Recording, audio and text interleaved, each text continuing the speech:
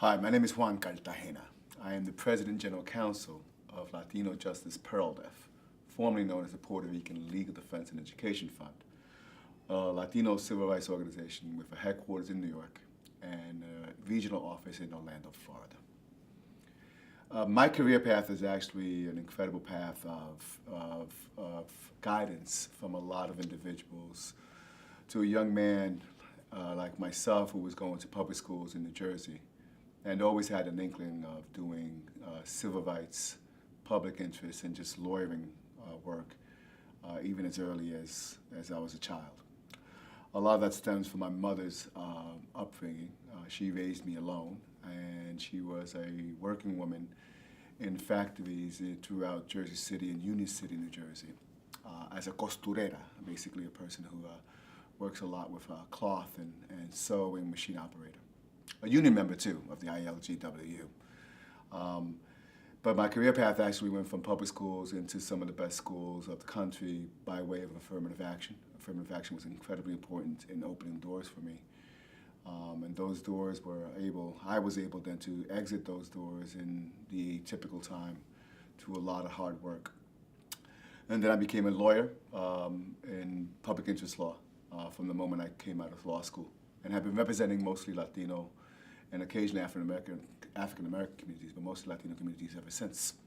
So I'm back now to where I started, at the Latino Justice Puerto Rican Legal Defense and Education Fund, where I started as a law school student and had my first job out of school, and been the head president for the last 3 years. It shouldn't surprise anyone who's listened to these tapes that most Latino men and most Latino women will always highlight the incredible role of their own mothers in this work and in our own career paths.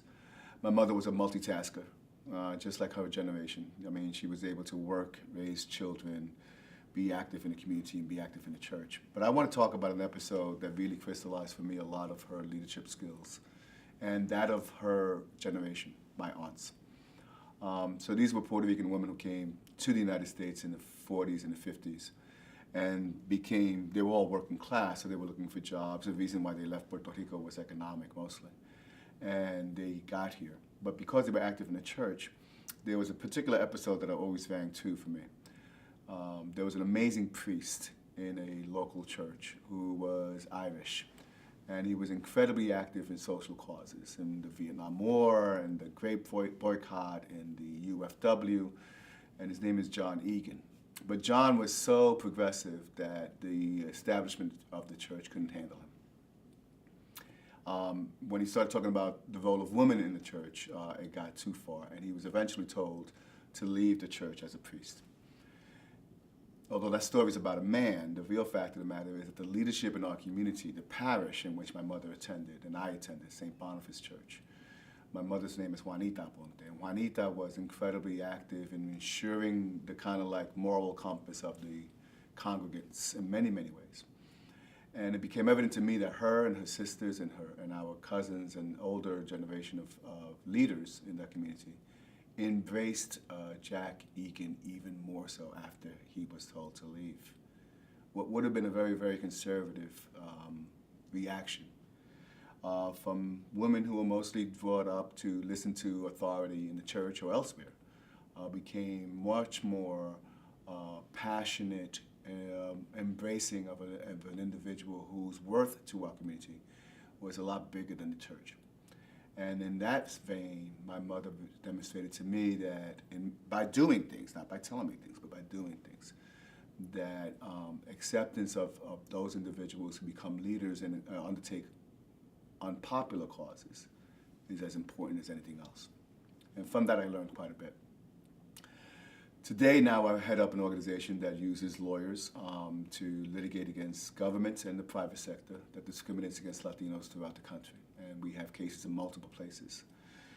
But we also have an incredible array of work for Latina immigrant workers, many of whom we started this project in Long Island, New York, and now has enveloped all the boroughs of New York City.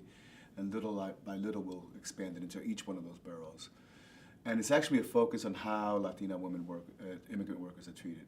And what started out as a project that basically focused on issues of wage theft and safety in the job bubbled up into actually morphing into a project that deals with sexual harassment of Latina immigrant workers, probably the most vulnerable workers in all the American workforce.